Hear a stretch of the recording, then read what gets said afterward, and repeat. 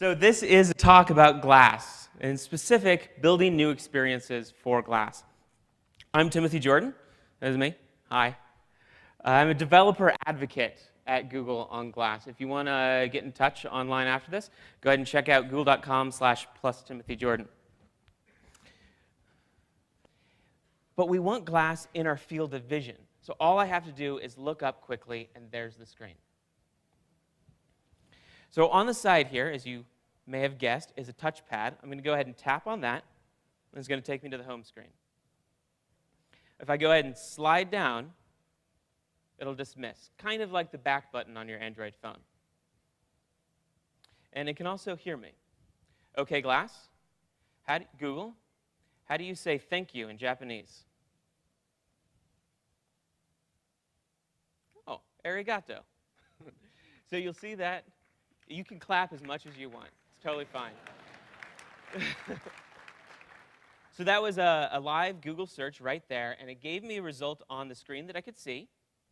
And it also said to me how to pronounce arigato. You didn't hear it because that was audio just for me. You notice I don't have anything in my ear, so I still hear all the ambient audio around me, but I can also hear something from Glass. All right. Do you mind if I take a picture? Okay. So we'll do this one. Okay, Glass, take a picture. Hey, there we are. So you'll notice I can turn Glass on by looking up like I just did. And if I want, I can scroll to that photo. And if I do a quick, hey, how you doing, it'll nudge the screen to dismiss it. So with these input options, voice, touch on the side, and some basic head gestures, I can control Glass in just about any situation. All right, let's do a couple more things. So I'm going to go to that picture I just took. Right, I'm here at the home screen. I'm going to slide forward. There's that picture. Don't you all look wonderful? I'm going to tap right on that picture, and I get card options. Now, this picture is a timeline card. And on there, when I tap, I can get options, including share and delete. I'm going to choose share, and I'm going to share it with my friends on Google+. Done. These timeline cards, there's a bunch of them. Sydney's taking some photos. I'm getting some updates from him. You'll notice that I have this picture. I've got the arigato. These are things that have happened in time. We're going backward in time as I swipe forward. If I swipe backward, we go forward in time, or to the left, and I can swipe all the way over here to some Google Now cards. You can see that I've got the weather, and I've got some places. Now, a note about this special card, you'll notice it has a fold in the upper right. If I tap on a card like this, it expands into more items. In this case, it's the 3-day forecast. If I swipe down, kind of back out of that. This is what we call a bundle. All right, now I think there's enough terminology for now. We've got the timeline, swipe forward to go back in time, swipe the other way to go to things that are happening right now. And at any moment, I can swipe forward or swipe down and tap, and I'm at the home screen. All right, try this demo again. So far, it's worked good. I'm going to go ahead and tap here, and it looks like I got an email just a moment ago from Jenny, my colleague back in Mountain View. Unfortunately, she couldn't be here today, but we've got game night this Saturday, and I'm going to kick her butt. Let me just go ahead and reply to this email if you don't mind. Are you kidding? I can't wait. Smiley face.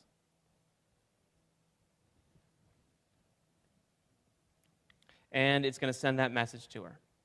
What it went into was a voice dictation mode there. Started a little bit too early, that's why it had that remind word. But then it heard what I said as I said it, showed it to me. I had the option to cancel that if I wanted to, but I didn't. It went ahead and sent it, and she'll get an email that has the text of that, what I just said, as well as the audio file.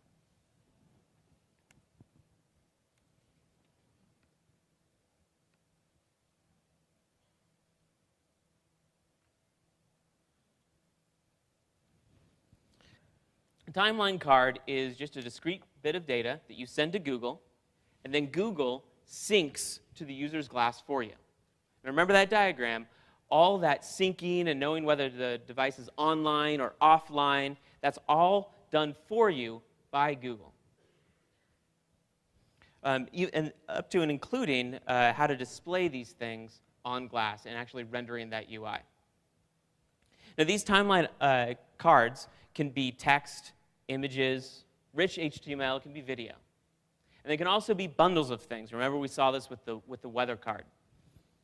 Whenever you see that fold in the upper right-hand corner and you tap on it, it'll expand into sort of a sub-timeline, if you will. And you can see multiple items there. And that's really great for glass because you can kind of have a very efficient timeline, but then you can drill deeper.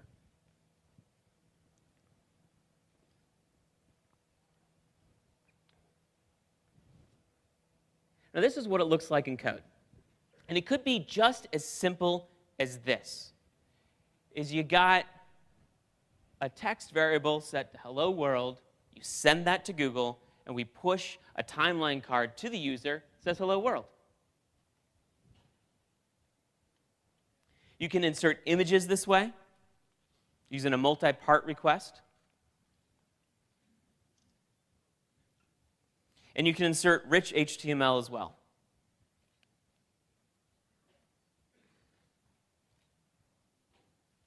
Now, these items can be by themselves, or you can do bundling. And there's two ways to do bundling. The first way is through something that's kind of like pagination. It's a single card that you insert into the timeline collection that includes an HTML cover card and HTML pages. Those are the multiple pages that you tap into. And this is really great if you have sort of a single item that you want to represent in more than one screen. And it could also be multiple timeline cards that are all linked together with a bundle ID. So you just set a common bundle ID across multiple cards that you insert, and we'll put them together in a single bundle. If you want to do an update, just do a put request. You'll notice on the endpoint there, I'm also specifying the item's ID at the end of timeline. And it's just going to update that, again, to hello world, this time without an exclamation mark. You can do delete. This is a delete request.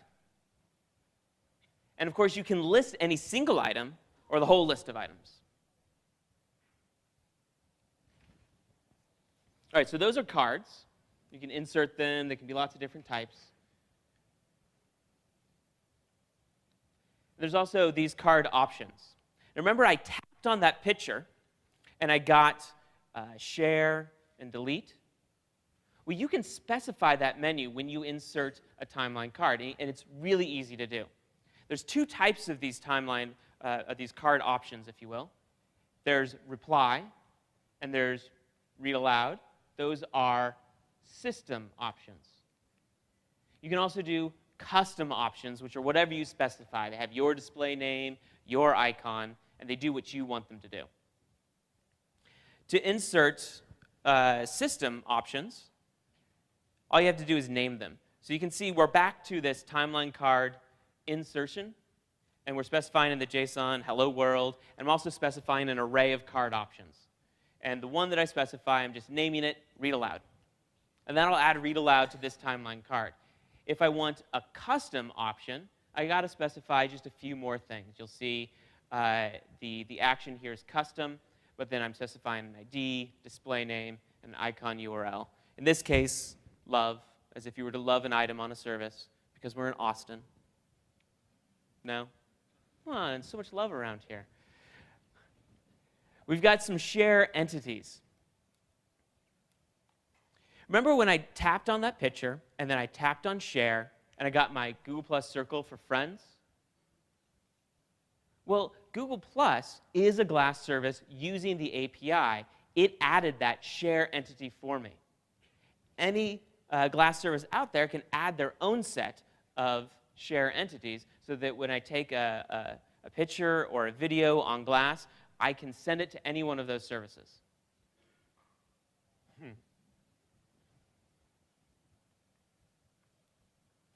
To insert a share entity, it's a post request, but this time it's on the share entities endpoint instead of the timeline endpoint, right? So we're just sending this to a different URL.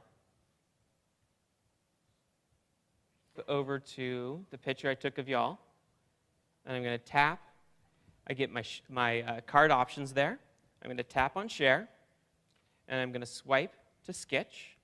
I'm going to tap on Sketch. Now, what's happened here is that Sketch was just notified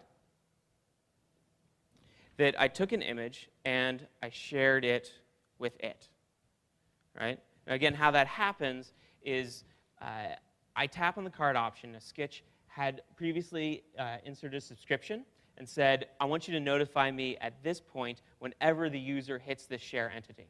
So I hit that share entity, goes up to Google, Google bounces that down to Sketch, and then Sketch then takes that information, downloads the image, and sends an Android notification to my tablet, which is right here. Can't believe I'm screen sharing multiple devices in this demo. It's cool. All right, and this is Sketch. It just opens up with that image.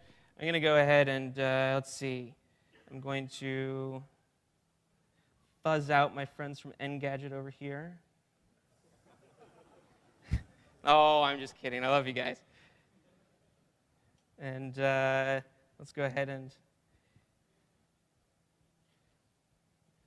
say, awesome press. That's cool, right? So these would, in any other case, be my notes during a meeting. I'm going to go ahead and hit Done here and save it. And Sketch right now, as it usually does, is going to upload this into Evernote, so it's a note that I can access whenever I want. Now, what I like about this flow and how I've started to use it in my daily life is that I end up at these meetings, again, caught between feedback and paying attention. I can pay attention, and with Glass, I can easily take photos as things happen. And then as I'm walking back to my desk or going for a walk later, I just share that with Sketch on my tablet, and I can mark it up and save it to Evernote. And as you can see, there it is right there in Evernote. I've also got some sketches about fish and this talk, because that's what this talk needs, is some more fish. All right, let's go back to the presentation here and go through that again in detail.